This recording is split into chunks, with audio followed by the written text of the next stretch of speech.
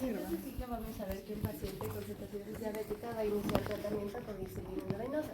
En las pocas horas va a presentar debilidad muscular. ¿Cuál es la? Tenemos la hipercalcemia, la hipernatremia, la hipermagnesemia, la hipocalemia y la hipofosfatemia. Vamos a comenzar con la primera alternativa, que es la hipercalcemia. Lo que primero tenemos que saber es la clínica de una hipercalcemia, ¿no? Que va a haber, el paciente puede estar con debilidad muscular proximal, hiporreflexia, estreñimiento, poliuria, polidipsia, náuseas, vómitos, y también puede tener alterado el estado mental. Entonces, podría indicarnos que pueda que sea la respuesta correcta por la debilidad muscular. Pero lo que pasa aquí es que en el contexto del paciente decía pocas horas, y la instauración del cuadro de la hipercalcemia es un tiempo más prolongado, puede ser días. Entonces, viendo el contexto del paciente, en la cetoacidosis va a haber una alteración electrolítica, por ejemplo, el potasio, el sodio, el fósforo, que ya se va a hablar después. También va a haber alteración del bicarbonato, y la alteración del calcio no va a ser típica. ¿En qué situaciones puede alterarse? Cuando hay una hemoconcentración por deshidratación severa, es decir, que va a haber disminución de líquidos, entonces el calcio total va a aumentar, pero este va a ser un aumento relativo porque el calcio iónico va a tener una concentración normal. También puede haber una hipercalcemia en enfermedades de base que ya tiene el paciente, por ejemplo, un hiperparatiroidismo primario. Y también se puede presentar una hipercalcemia en una acidosis metabólica, pero esta se va a corregir rápido, ya que en el caso del paciente ya se administró la insulina, entonces tampoco aplican a esta. Ahora bien, lo que es el administrado de la insulina tampoco daría con la hipercalcemia, porque la insulina no tiene un efecto ante el calcio. Lo que hace es favorecer el ingreso de la glucosa a la célula, activar la bomba de sodio y potasio TPasa, y va a disminuir el potasio extracelular. La alternativa B, que viene a ser la hipernatremia, no es la respuesta correcta. ¿Y por qué? Primero tenemos que entender lo que es la fisiopatología del sodio en la cetoacidosis diabética, que en realidad nos genera lo que es una pseudohiponatremia.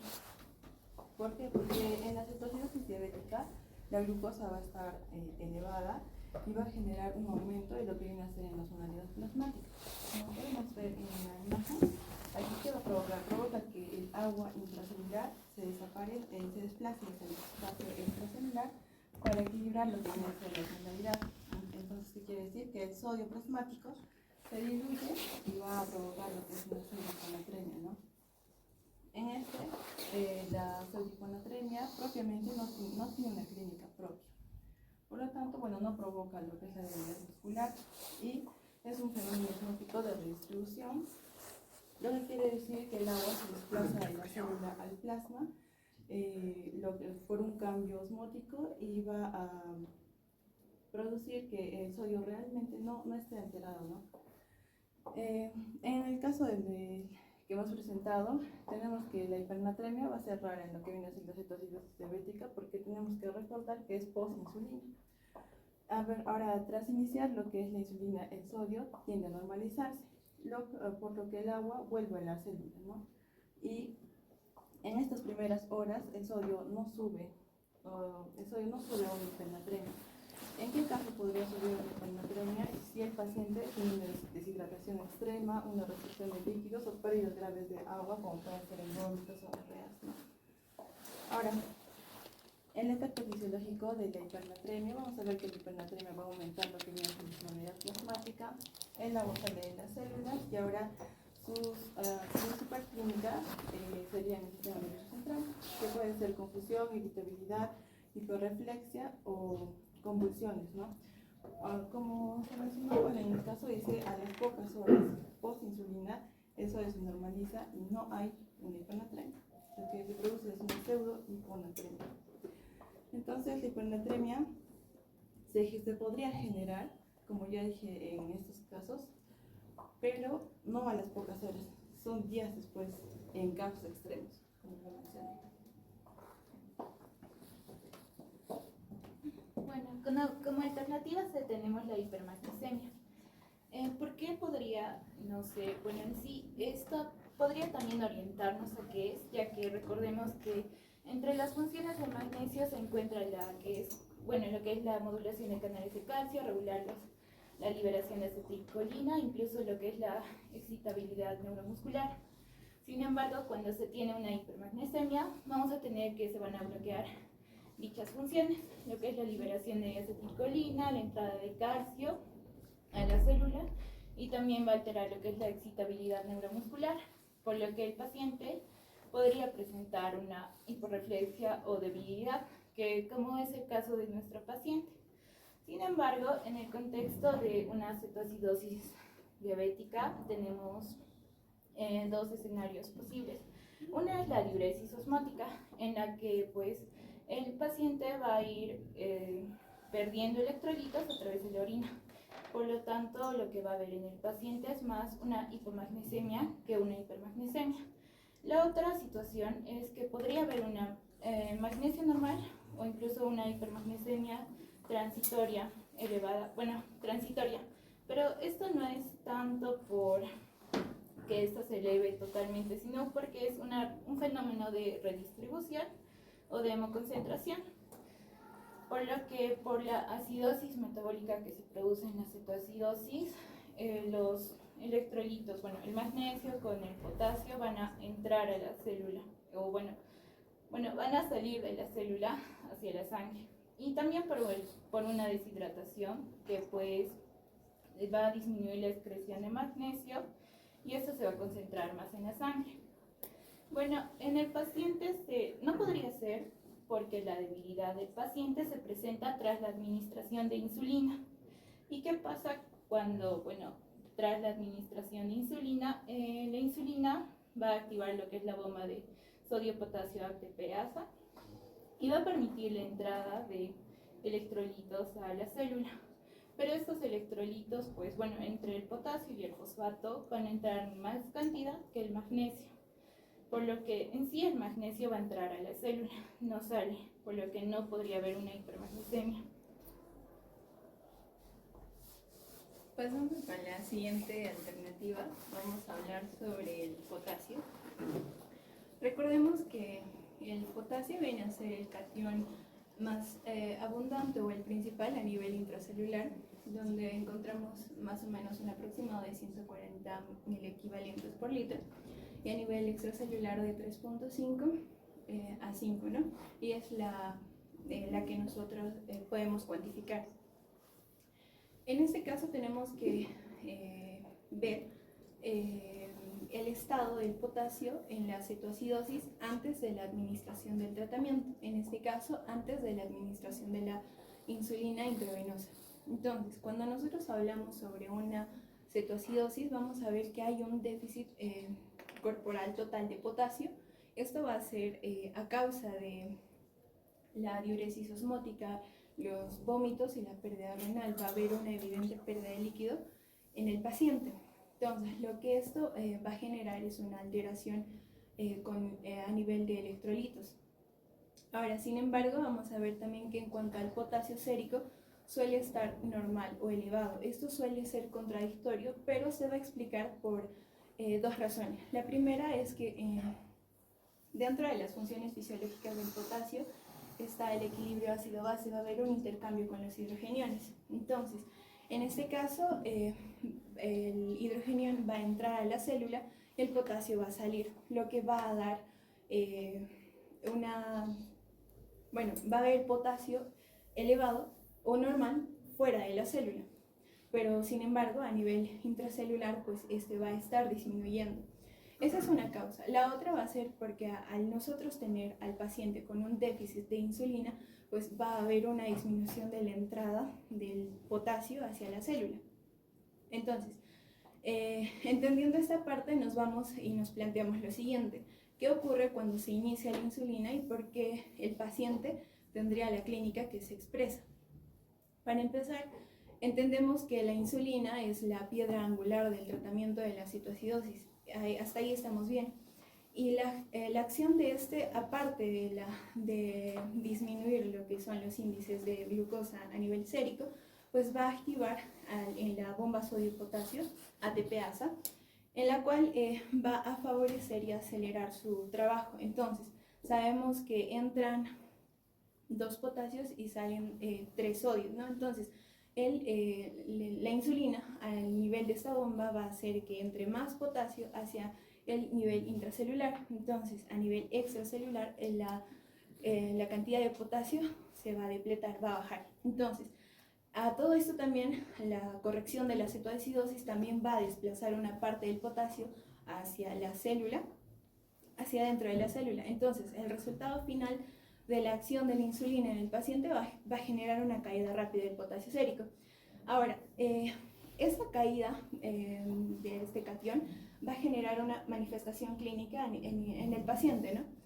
Porque dentro de todas las funciones, una de ellas también es que participa en lo que es el potencial de membrana. Entonces, determina lo que es la excitabilidad celular. Entonces, a nivel muscular, el paciente presenta esa debilidad, ¿no? Que es el síntoma típico de este. Además que cuando nosotros tenemos un paciente con hipocalemia, corremos el riesgo de que éste haga disritmias o inclusive lo fatal sería pues un paro respiratorio. Entonces, la recomendación en este caso es no iniciar una insulina si el potasio está menos de 3.3 milequivalentes por litro, ya que cuando nosotros tenemos una hipocalemia así tan baja o severa, vamos a aumentar la mortalidad del paciente de 3 a 5 veces inclusive, ¿no? Entonces, aparte de esto, tenemos que corregir el potasio si es que este está bajo en el paciente, y para corregir pues le damos potasio al paciente y nosotros tenemos que evaluar, ¿no?, cómo están los niveles de potasio hasta que la cetoacidosis se estabilice, ¿no? Entonces, en este caso, recordemos la pregunta, es un paciente con cetoacidosis que luego de la administración de la insulina presenta debilidad muscular. Entonces, ¿qué es lo que encontraríamos en el paciente? Pues sería hipocalemia, y esto también justificaría el porqué de la clínica del paciente. En cuanto a la alternativa a hipofosfatemia, esta va a ser también una alternativa incorrecta. Sin embargo, se podría pensar que podría ser una opción, ya que al poner la insulina, este va a desplazar todo lo que es el fósforo al interior de la célula, causando una disminución del fósforo sérico. Sin embargo, tenemos que ver otras diferencias en cuanto a la hipocalemia y a la hipofosfatemia. Primero, el momento de aparición. La hipocalemia va a aparecer rápidamente tras iniciar una insulina, sin embargo la hipofosfatemia va a aparecer mucho tiempo después y también no va a dar algunos síntomas tan rápido. Igualmente en la clínica, en cuanto a la hipofosfatemia, vamos a ver que se va a acompañar más que todo de insuficiencia respiratoria, rhabdomiólisis, hemólisis y alteración neurológica marcada. En este caso va a ser un conjunto sistémico, mientras que la hipocalemia va a estar acompañada netamente de lo que es la debilidad muscular, calambres y arritmias. Entonces, recordando lo que era el caso clínico, vemos que el paciente solo presentaba debilidad muscular y apareció en unas pocas horas, ni bien se inició la insulina. Gracias. Qué frío, qué frío. ¿Todo claro? Sí. Parece nefrología. Siguiente grupo, chicos. ¿Qué paró? El cual consta de paciente con diabetes mellitus tipo 2 y obesidad, inicia con un agonista GLP-1. ¿Cuál es el efecto principal que contribuye a la pérdida de peso? En este caso, bueno, como con el mapa que ya nos ha graficado la doctora, podemos, digamos, guiarnos un poco mejor de lo que podemos tener dentro de las alternativas. Por ejemplo, alternativa A, aumento del glucagón; B, disminución del vaciamiento gástrico; C, aumento de la gluconeogénesis; D, aumento de la absorción intestinal; o la última, que es la disminución del filtrado renal. Entonces, la alternativa, donde es el aumento del glucagón, primero tenemos que entender en qué momentos va a haber el aumento del glucagón específicamente o fisiológicamente. Dentro de lo cual es, por ejemplo, se va a dar en la hipoglucemia, ingesta hiperproteica, ejercicio, estrés y ayuno. Pero relacionándolo con el fármaco que es el agonista GLP-1, vamos a tener, por ejemplo, que aquí dentro de este pequeño gráfico, vamos a tener que, como ya nos mencionó la doctora, los agonistas de GLP-1 van a estar dados justamente por el efecto de las incretinas. Y las incretinas justamente tienen esta traducción donde a mayor secreción insulínica va a haber una hiperglucemia, bueno, se va a dar esa relación insulina-glicemia, ¿no? En este caso, vía oral o intravenosa, donde vamos a tener que, digamos, la traducción va a ser la potenciación del efecto de la incretina y disminución de la secreción inapropiada del glucagón y disminución del vaciamiento gástrico, que justamente van en contra de la primera respuesta. Otra cosa muy importante que también cabe mencionar dentro de nuestro caso clínico, el paciente obeso con diabetes mellitus 2 justamente va a perder esta capacidad de las incretinas para, digamos, tener estas funciones ya mencionadas previamente, como por ejemplo el crecimiento de las células beta pancreáticas, reducen el apetito y producen saciedad precoz a nivel central, y la eficacia de la euglucemia elevada, que es justamente, como ya mencionó también la doctora, es un fármaco inteligente que va a, digamos, no llevar a complicaciones mortales, y es por eso que, digamos, dentro de las más importantes tenemos la lixenatide, que ya no está en se encuentra en el mercado de acción corta, la semaglutide, la iraglutide y la glutide. Dentro de, bueno, que eso es una parte de una familia, y la otra familia que son los inhibidores del DPP-4, ¿no? Que está la empaglifosina, la dapaglifosina. Entonces, se descarta el hecho de que va a aumentar el glucagón, en este caso se va a contradecir, ya que va a disminuir la secreción inapropiada del glucagón. Siguiente. Con la siguiente alternativa tenemos lo que es el aumento de gluconeogénesis, que también es una alternativa incorrecta y que básicamente es como pensar en la alternativa A. Entonces sería, si pensamos en la alternativa A, tenemos que descartar también que sea la C, que sea el aumento de la gluconeogénesis, porque básicamente va a ser el mismo principio que el aumento del glucagón.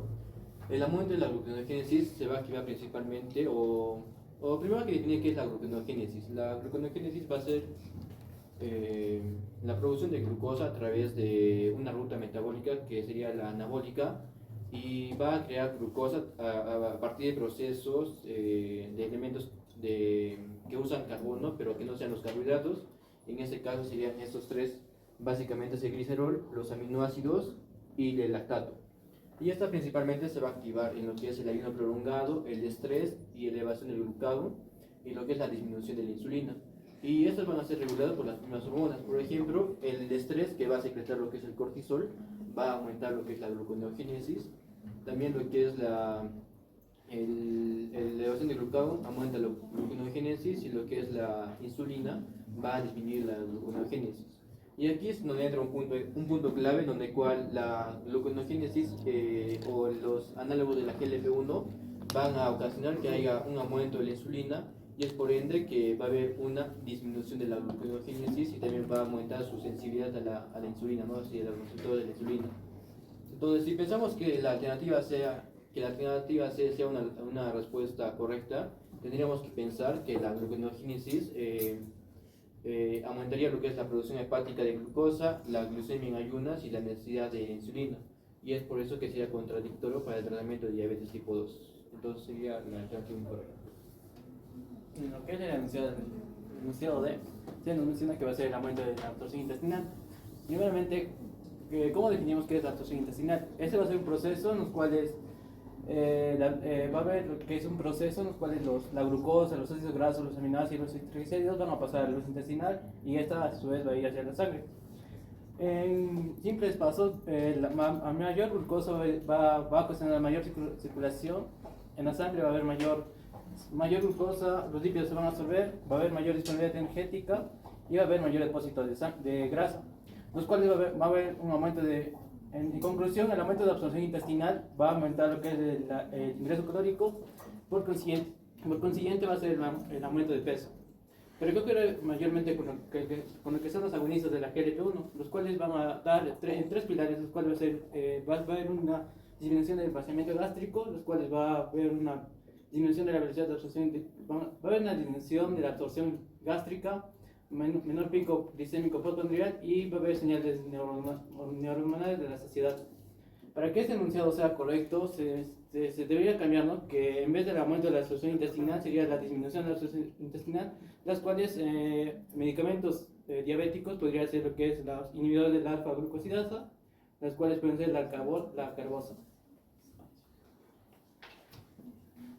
Bueno, en el siguiente enunciado tenemos la E, que dice disminución de la filtración renal. Bueno, como la doctora lo había explicado anteriormente, primero tenemos que mencionar que en un paciente, ¿no?, que tiene diabetes tipo 2 y que está tomando, fármacos que actúan, ¿no?, en la GLP-1, y en este caso, estos fármacos no tienen un mecanismo renal o no actúan bajando el peso, ¿no?, por un mecanismo renal, sino que lo hacen por dos mecanismos diferentes, ¿no? Primero sería el efecto central en el hipotálamo, ¿no?, haciendo que el paciente se sienta con saciedad. Y el segundo sería el gastrointestinal, ¿no?, disminuyendo el vaciamiento gástrico, que, bueno, ya lo explicará seguramente mi siguiente compañera. Y bueno, en este caso, teniendo esto en mente, realmente no podríamos pensar que la disminución de la filtración renal sería la respuesta correcta, ¿no? Incluso podríamos pensar que un AINE, ¿no?, al momento de inhibir las prostaglandinas y producir una contracción, una vasoconstricción de la arteriola aferente, ¿no? Pero no, en realidad el GLP-1 no sería en este caso en este mecanismo, ¿no? Pero yendo y desglosando un poco la pregunta, ¿la tasa de filtración renal tiene alguna relación con el peso? Y bueno, la respuesta es que sí, ¿no? Por ejemplo, en un paciente que tiene una insuficiencia renal, básicamente, ¿no?, habría una disminución en la filtración renal. ¿Y esto qué produciría? Básicamente una retención de líquidos, y por la retención de líquidos, edema, ¿no? Y esto se va a traducir básicamente a un aumento de peso, no obviamente por la grasa, ¿no?, sino por una sobrecarga hídrica. Y bueno, también, me hubiera gustado mencionar un poco acerca de un medicamento que tiene un mecanismo renal, ¿no? En este caso serían los inhibidores de la SGLT2, pero bueno, ya lo vimos en la clase.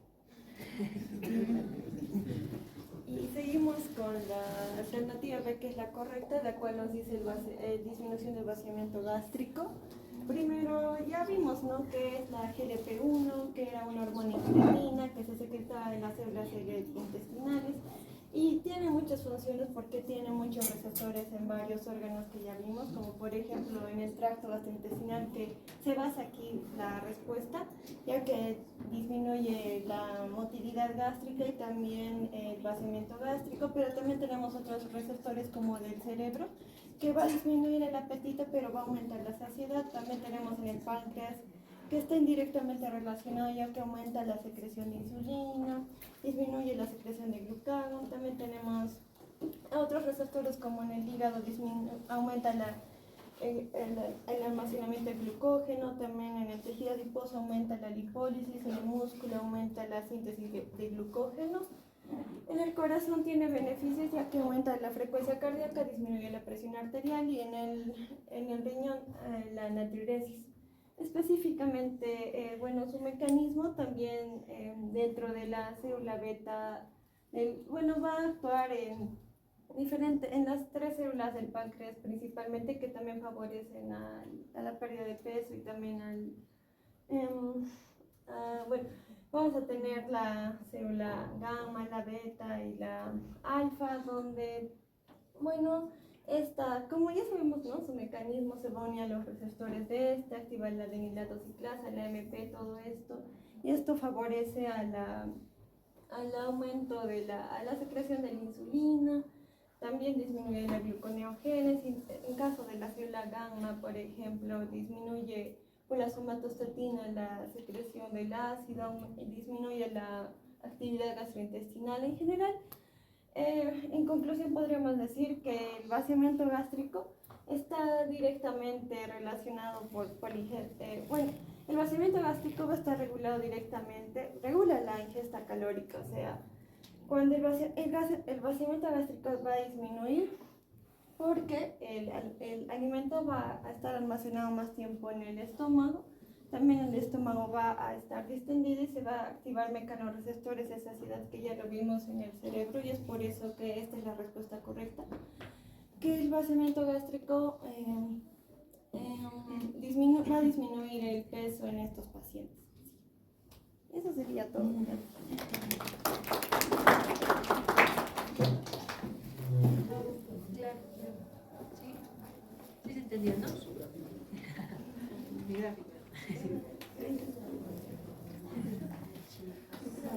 Ya les avisaste cuándo va a ser el examen, ¿no? Sí, ya lo Sí, el otro grupo ha comenzado después, entonces vamos a tener como que un poquito más de tiempo, quizás para responder dudas de diabetes, porque ya la próxima clase nos faltaría insulina y diabetes gestacional, y con eso ya pasaríamos a tiroides. Rapidito.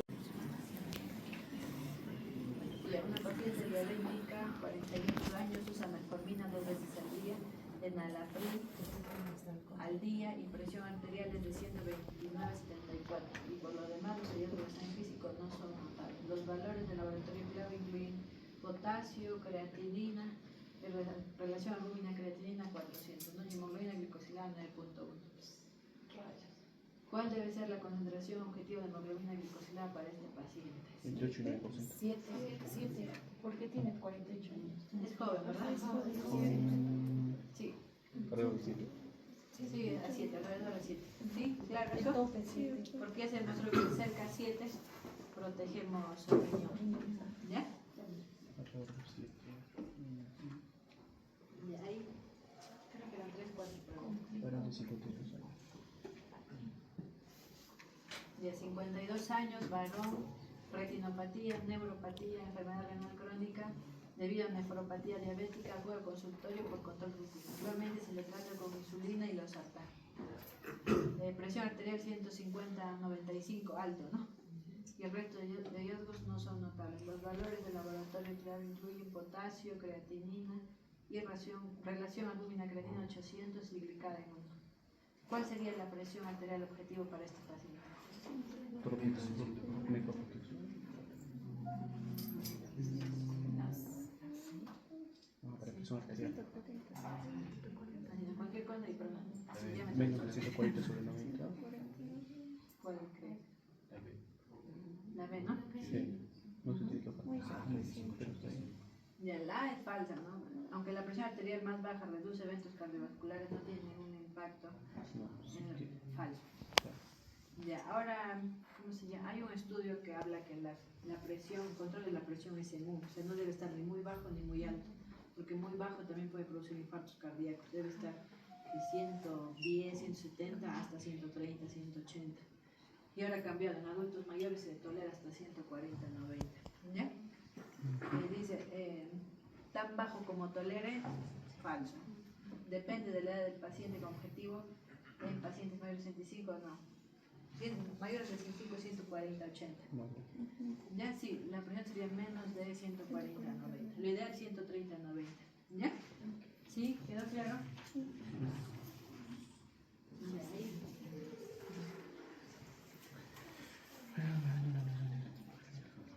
Ya, 45 años, va a un nefrólogo, ha tenido diabetes 7 años y ha estado bien controlado. También informa hipertensión durante los 5 últimos años y bien controlado. La presión 135/75, examen físico, edema en miembros inferiores en la zona media de la cirugía. Por lo demás, los hallazgos no son notables. La presión, se maneja su presión con metformina 2 veces al día, clortalidona 25 y los valores del laboratorio son los siguientes, ¿no? Potasio, creatinina 1.3 y la relación albúmina-creatinina 1257 y la glicada en 9. Sí. ¿Qué se debe agregar para frenar la progresión de la nefropatía? ¿Tiene nefropatía diabética, verdad? Sí. Todos con ¿por qué? Por tiempo. Ya uno el tiempo más de 5 años, pero recuerden que la DM2 al diagnóstico puede tener nefropatía, no necesitamos esperar como el DM1. El DM1 sí tenemos que esperar 5 años. La creatinina. La creatinina, muy bien. La relación. Y la relación, ¿no? Que es máximo 300, es de 1200. Demasiado. Y fíjense, no importa la glicada puede estar normal, pero ya hay daño renal. No esperen tener glicadas altas. Alternativa. Para sacar, furosemida para sacar.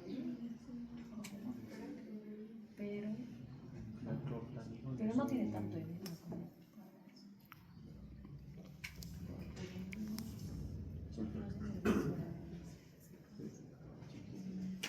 La señora está en tratamiento de hipertensión. ¿Qué sabe ARB, doctora? Lara. Ah, ya. ¿Cómo es? El Yeka Yara. Ya, ¿por qué? Exacto, este se iba, ¿no? Yeka Yara no se puede dar juntos. Chao. Ya, la clortalidona es un diurético también. Y cambiarle por la furosemida le está dando uno por otro. Está haciendo lo mismo. Entonces su presión está bien controlada y no más falso. Ya. No, que sí está bien controlada, ¿no? Así que continúe con el mismo régimen. Pero nosotros no vamos a agregar un antihipertensivo para controlar presión, sino para disminuir proteinuria, ¿verdad? Sería no agregar un AR para el régimen, un ARA para disminuir la proteinuria. No para disminuir la presión, para disminuir la proteinuria. ¿Y qué medicamento también le ayudaría, paciente? Inhibidor de CCLT2. Una empagliflozina le va a disminuir presión, le va a disminuir la proteinuria, le va a controlar la glucosa, entonces acá sería eso. ¿Ya? Solo que esta es la charla de complicaciones. Ya chicos. ¿Todo claro acá? ¿Complicaciones? Más claro jamás. Años, diabética, diagnosticada hace un año, es remitida en usted para una evaluación de proteinuria que se observó por primera vez hace 3 meses. DM2 hace un año. Antecedentes familiares son positivos para nefropatía diabética. El examen tiene la presión arterial 140/95, hallazgos normales en el examen de fondo de ojo y por lo demás es normal. Los estudios de laboratorio muestran una concentración de creatina 0.9 y análisis de orina proteína 3 cruz. Entonces tiene proteinuria, ¿no? Y con sedimento normal, ya. ¿Cuál es su respuesta? A ver, ¿quién quiere decirme?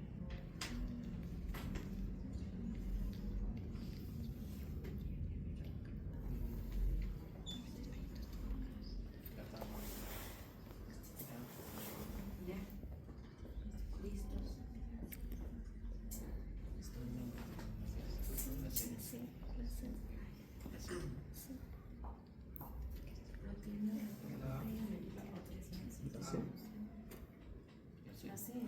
La C, 3 veces La, ¿por qué no?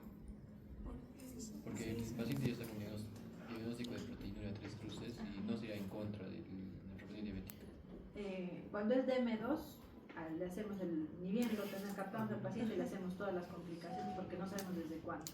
Cuando es diabético tipo 1 sí tenemos que esperar 5 años todavía para hacer el estudio de complicación.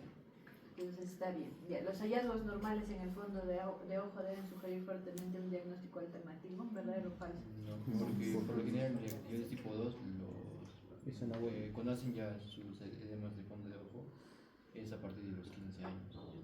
Sí, De los 20 ya. incluso. Ya, ¿y el diagnóstico más probable es nefropatía diabética? Sí. Pues la proteinuria son 3 meses. B y C son muy parecidos. Vamos a romper. ¿Qué dice la guía? La guía dice, si tu paciente está con daño renal, hazle un fondo de ojo. ¿Por qué? Porque el daño va igual. O sea, si está dañado ojo, está dañado riñón. Incluso te dicen, no, por ejemplo, como el caso que presentan, ¿no? El paciente que ya tiene nefropatía. ¿Por qué solo con diabético pensamos que es diabético? ¿Por qué no pensamos que puede ser una amiloidosis, nefropatía de cambios mínimos, que pueden responder bien a corticoides? Entonces ahí dicen, no es cierto. Si el ojo está mal, el riñón está mal. Entonces, que el paciente tenga fondo de ojo normal me aleja que esa nefropatía sea diabética. ¿Ya? ¿Sí? ¿Está bien eso? La nefropatía puede estar manifestada desde primera consulta. No hay que esperar tiempo todavía. Entonces, vamos, eso hay que verlo bien. Igual les voy a traer una evidencia, pero la guía recomienda así. Si es que el riñón está mal, busquen el ojo. Si el ojo está mal, eso es diabético, porque el diabetes se daña ojo y riñón, casi a la par. Pero si es que no está el ojo, hay que buscar otras causas, hay que buscar amiloidosis, nefropatía de cambios mínimos, otros síndromes nefróticos. ¿Ya, chicos? Y los aumentos en la presión arterial, ¿cuándo se producen? ¿Cuando sube la creatinina o cuándo? ¿O puede ser antes que se cambie la creatinina? Sí. La presión arterial puede estar antes incluso. El paciente está tranquilo con creatinina en 0,6 o 0,9 y la presión ya se está elevando, y esa presión se está elevando por falla renal. Nosotros tenemos que estar pendientes de eso. Siempre a su paciente diabético tomarle la presión. Si la presión está alta y vemos una creatina normal, proteinuria de frente, porque ese riñón puede estar fallando ya. Cuando el riñón falla, se activa el sistema renina-angiotensina-aldosterona, por eso es que se eleva la presión. Acá tú le manejas riñón y la presión se comienza a controlar. ¿Ya? ¿Cuál es la principal causa de hipertensión en el Perú? Diabetes. No, esto. Hipertensión. Causa de hipertensión. Consumo de sal. No, ese es un factor. Pero según un estudio que hicieron en Lima, la principal causa es la esencial, o sea, la genética, la que mi papá tuvo hipertensión, yo tengo hipertensión, es la esencial.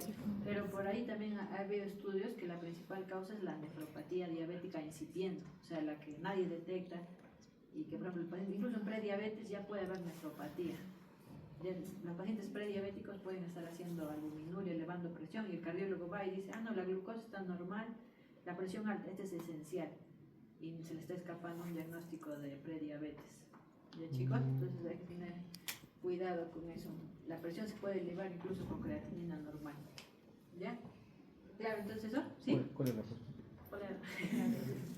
La B, los hallazgos normales de examen de ojo deben sugerir fuertemente un diagnóstico alternativo. Sí, va de la mano. Nadie. Cero. Ni cerca. Cero.